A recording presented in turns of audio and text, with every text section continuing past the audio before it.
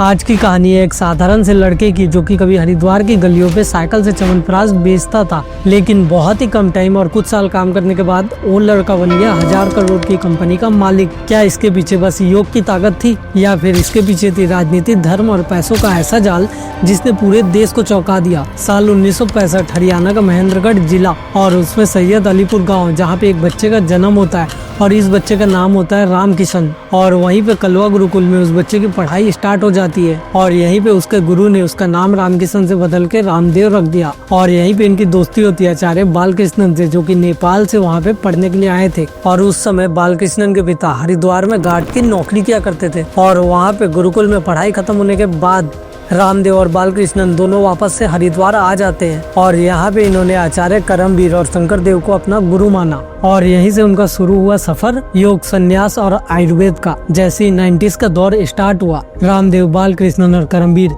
तीनों साथ में मिलकर छोटे मोटे काम करने स्टार्ट कर दिए। इन्होंने अपनी काम की शुरुआत हरिद्वार से की थी। वहीं पे इन्होंने छोटा सा आश्रम भी बना लिया था और वहीं पे आश्रम में टीन के शेड में बनी दिव्य फार्मेसी और यहीं पे इन्होंने च्यवनप्राश की बहुत सारी डिबिया बनाई, जिसको की शुरुआत में रामदेव और बालकृष्णन साइकिल पे जाके बेचा करते थे। लेकिन उनका सपना बहुत ज्यादा बड़ा था। वो दोनों वहीं पे एक सपना देखते हैं कि योग और आयुर्वेद को पूरे इंडिया में वो एक दिन फैला देंगे। और हरिद्वार में ही रामदेव ने बहुत सारी योगा क्लासेस करना स्टार्ट कर लिया था और वहीं पे बालकृष्णन दिव्य फार्मेसी में अपनी दवाएं उस योगा कैंप में बेचा करते थे। नींद नहीं आती तो मेधावटी के बारे में बताओ। 2-2 गोली मेधावटी की खा लो। जिनको नींद नहीं आती, पूरे दिन सोते ना मिले तो मुझे बता दो। और उसके बाद आया साल 2000 का साल, जिसमें इंडिया में बहुत सारे धार्मिक टीवी चैनल की शुरुआत हुई और रामदेव को मौका मिला संस्कार चैनल से। उनका हर रोज 20 मिनट का टीवी चैनल पे शो आने लगा। उनकी सादगी और योगा क्लास और आयुर्वेद की जुड़ाव ने उन्हें घर घर तक फैला दिया। वो एक ऐसा दौर था जब रामदेव के टीवी चैनल की शो हर घर के लोग देखा करते थे और वो एक ऐसा दौर था जब टीवी ने रामदेव की छवि योगा टीचर से बदल के ग्लोबल स्टार बना दी। एक बार जरा हाथ उठा के हंस के दिखाओ तो। उस टाइम रामदेव बाबा बहुत ही ज्यादा पॉपुलर हो गए थे, घर घर में उन्हें देखा जा रहा था और बाद में उन्होंने इसी पॉपुलैरिटी से पैसे बनाने का काम किया। उन्होंने पैसे बनाने के लिए दिव्य फार्मेसी की शुरुआत की। अब उनकी फॉलोइंग बहुत ही ज्यादा बढ़ गई थी।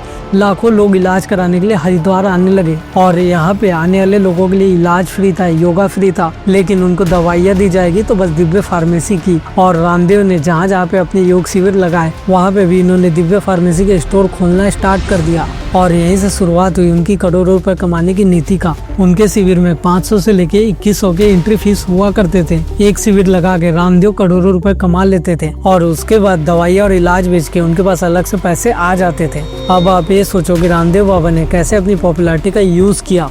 उन्होंने अपनी पॉपुलैरिटी से बहुत ही ज्यादा भीड़ इकट्ठा करी। उसके बाद उन्होंने योग शिविर के बहुत सारे टिकट बेचे। उसके बाद फ्री इलाज और योगा का ज्ञान देके बहुत सारे लोगों को बहुत सारी दवाइयाँ बेच के बहुत सारे पैसे बना लिए। लेकिन उनकी पॉपुलैरिटी के साथ साथ बहुत सारे विवाद भी उनसे जुड़ते चले गए। उनकी फैक्ट्री में काम करने वाले मजदूरों का ऐसा कहना था कि उन्हें कम वेतन और खराब सुविधाएं दी जाती है और कुछ लोगों ने इन पे भी आरोप लगाया है कि इनकी दवाइयों में जानवर की हड्डी मिली होती है। और वहाँ के लोकल पॉलिटिशियन बृंदा करावत ने बहुत सारे उन पे आरोप लगाए थे, लेकिन उन्होंने धर्म की आड़ में सारे आरोप दबा दिए। रामदेव की पॉपुलैरिटी इतनी अच्छी थी कि सारी पार्टी उनके साथ खड़ी थी, चाहे वो बीजेपी हो, चाहे वो कांग्रेस हो, हर एक पार्टी उनके साथ में खड़ी थी कि सारी पार्टी उनके साथ हमेशा से खड़ी थी। कोई फर्क नहीं पड़ता है वो पार्टी कांग्रेस हो या फिर बीजेपी। 2000 के दशक में दिल्ली में रामदेव ने अपनी पैठ बना ली। यहाँ पे इन्होंने बहुत सारे आंदोलन भी किए और यहाँ पे इन्होंने पतंजलि आयुर्वेदिक लिमिटेड की शुरुआत करी। उसके बाद इन्होंने आस्था और संस्कार जैसे चैनल को खरीद लिया। 2011 में इन्होंने रामलीला मैदान में सरकार के खिलाफ बहुत सारे प्रदर्शन किए, भ्रष्टाचार और काले धन पे बहुत सारा भाषण भी दिया। लेकिन ये भी एक ऐसा टाइम था जब उनपे बेनामी संपत्ति और टैक्स चोरी के बहुत सारे आरोप लगे। 2007 उनके गुरु शंकर देव अचानक से गायब हो गए। आज तक उनका कोई पता नहीं चला है। कहाँ है बाबा रामदेव के गुरु शंकर देव? और इसी बड़े सवाल को लेकर उत्तराखंड सरकार ने की थी सिफारिश केंद्र सरकार से। केंद्र सरकार ने जिस पर रजामंदी दिखाते हुए सीबीआई को यह केस सौंपा है। सीबीआई की विशेष शाखा इस केस और बहुत सारे लोग ऐसा आरोप लगाते हैं कि शंकर देव के गायब होने में रामदेव का हाथ था, लेकिन इसके पीछे की सच्चाई क्या है हमें नहीं पता। अगर आपको पता हो तो कमेंट में जरूर बताएं। सीबीआई इसकी आज भी जांच कर रही है और मामला ये ठंडा हो गया है। रामदेव और बालकृष्णन के नाम इस केस से साफ कर दिए गए हैं, लेकिन ये सवाल आज भी बाकी है कि शंकर देव आखिर है कहाँ। 2014 के बाद मोदी सरकार आई और अचानक से रामदेव का साम्राज्य बढ़ गया। हर साल इनका रेवेन्यू बहुत ही ज्यादा बढ़ता चला गया और आज के टाइम में इनकी कंपनी की वैल्यूएशन 40,000 करोड़ से ज्यादा है। और इसके साथ ही इनके बहुत सारे घोटाले सामने आने लगे हैं, जैसे कि मसूरी का जॉर्ज एवरेस्ट स्कैम, जहां पे बालकृष्णन की कंपनी ने धांधली करके धोखे से टेंडर अपने नाम किया था। उन्होंने सरकारी जमीन बहुत ही कम प्राइस में सरकार से ले ली थी और मीडिया पूरी तरीके से चुप था, क्योंकि उस टाइम रामदेव के बहुत सारे विज्ञापन टीवी पे आते थे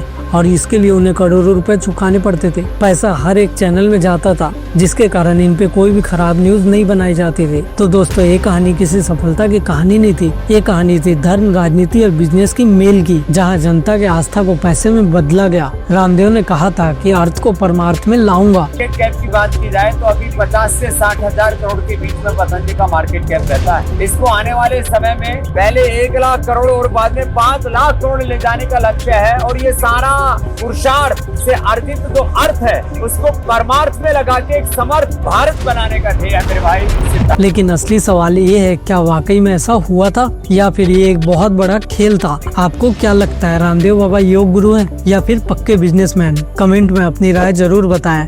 अगर आपको वीडियो पसंद आई हो तो इस वीडियो को लाइक, शेयर और चैनल को सब्सक्राइब जरूर करें।